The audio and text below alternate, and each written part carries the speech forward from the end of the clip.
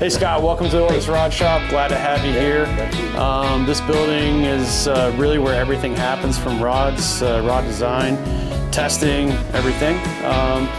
You noticed the last time you were here, you were in the red store. That had been taken down about 25 years ago. The corporate flagships here. Our Sunderland office is where our main office is. And our warehouse is down in Roanoke, Virginia. We're going to do a tour basically from freezer to warehouse, how to build a graphite fly rod. We also build fiberglass and bamboo rods here. So we're the only rod shop in North America, possibly the world, that produces bamboo, fiberglass, and carbon fiber rods. Bamboo in the same building? Yeah. We'll run through that as well. Picture Wes Jordan. You'll see Wes in DC, who was owner before the Perkins family. These are all associates that have passed a certified production technician course. It's an accredited national course that we put a few of our associates through. These are associates that have been back to school for quite some time, so it's a 6 to 8 week course that goes on really well. But we'll go right into graphite. And we've been making bamboo rods for just about the whole time, with an exception of during World War II, we made ski poles for the 10th Mountain Division. So, pretty cool. Yeah, it's pretty neat, right? Just kind of call to action there. The bamboo process is going to be part here, and then the finishing shop. We'll meet Sean Brilliant and towards the end of the tour. He actually started, his family, his mom and dad worked in the rod shop. He was a fishing manager lead in the flagship. I know that name. Yeah. And he went from fishing manager to product developer, worked in the corporate office. Whenever you start to pull it apart this way, you'll see it doesn't have any strength, right? If you turn this way and you pull, that's where your tensile strength comes into play. That's what's building the load in a rod, right?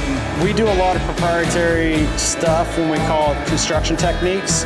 They're unique to Orvis. It's one of the reasons why we're not shooting the rest of the room.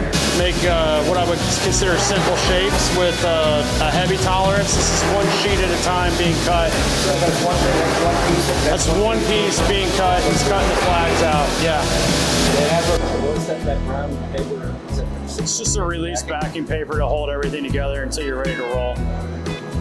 So you're cutting the pieces in there, that's underneath? Yes. Okay, so that's how you cut this. Yeah. I'm thinking, how does that stuff go with the rods? Yeah. And everything we cut during the day, Scott, is going to be sheared as well, so it's just a process. So the resin, it's a good point. The resin is thermally activated. Yeah.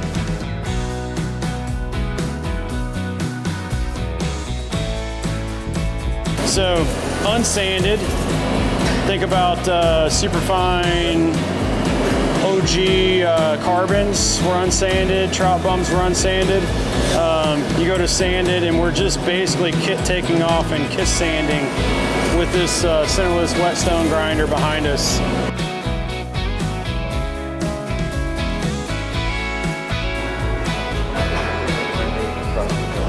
Yes. Raise your blade off.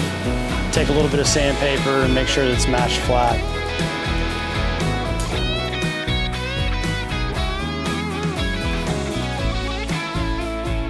It's part interchangeable. So we build parts, stock them in the warehouse, and that's how we can hit fastest 5 days for getting a new part. And that's, you think about that, right? It's like for every rod you sell, you might have 3, or that were pre-cut.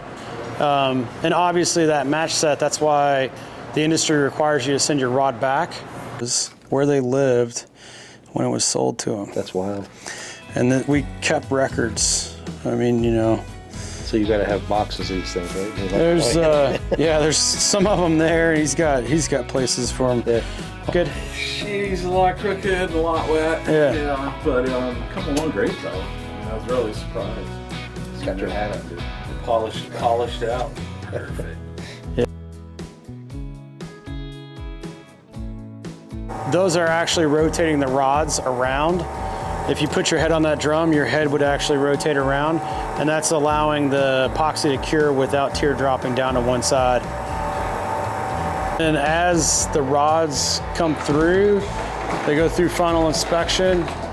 We don't want the 4 to be drastically different from the 5 or the 6. Just to eliminate that, the guy that comes in and says, oh, that new series, the 7 weight's a sweetheart.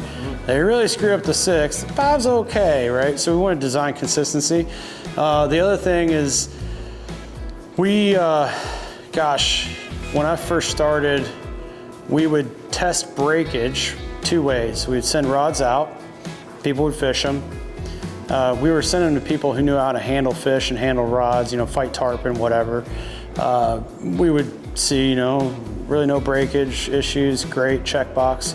We would get the biggest guy in the shop to put a welding mask on and a full body apron, and then there would be a 5-gallon pail with some rocks in it, and he would tie off to it, and he would stand on a picnic table and do this like he was lifting an albie or a tuna or something like that. Do this. Gets about right here, and he'd drop the rock. It doesn't break. We started measuring ultimate deflection using this particular piece of equipment, where we basically wanted to take all that subjectiveness out of it. So we're back in that average casting. You can start to see the load going into the butt section. That was about Helios 1st gen, thereabouts. If we got to that mark, we were pretty excited. A little bit at the tip top? Yeah, see, yep. That's about H2.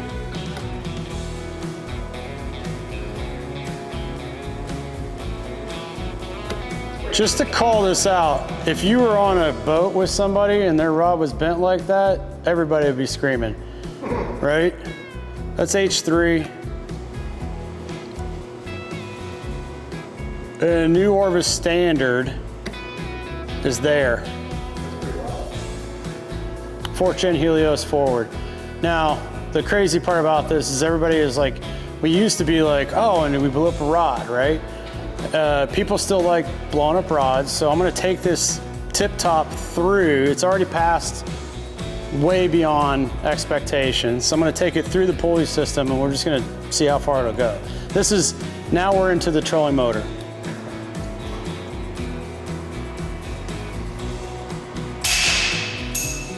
That's how you break up a rod. That process going into 4 was, let's turn it up even more. And so we set the standard and moved everything out to where we'd have more travel. That's not just, a 4 weight, that's 12 weight. The Helios 414 weight, like literally, we always joke, when they do go full pull, blow up, that's why the windows and everything are here. It's a call your cops kind of moment because it sounds like a gunshot. So how often do you guys blow rods up, just to blow them up to check them? So, Once you get them there, you're confident they're all... Once you get them there with all the tolerances and quality checks that are going on the floor, I have full confidence you can take any of those rods and throw them on.